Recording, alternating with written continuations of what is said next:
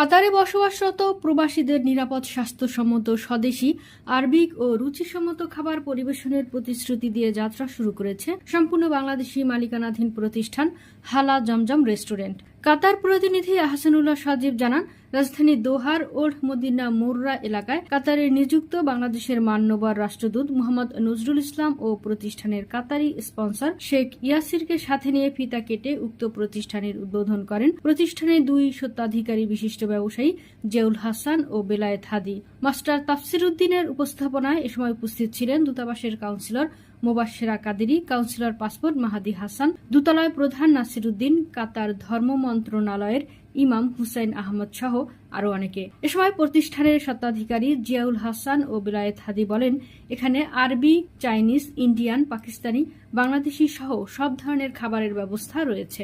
Family ও পার্টির জন্য মনোরম পরিবেশ রয়েছে বলেও জানান তারা। আপনারা যদি 100% ফ্রেশ হালাল খাবার খেতে চান, আমাদের জমজম রেস্টুরেন্টে আপনারা চলে আসেন। আমরা আমাদের সর্বোচ্চ দিয়ে চেষ্টা করব আমাদের কিভাবে সার্ভিস দেওয়া যায় সব ব্যাপারে আমরা চেষ্টা করব।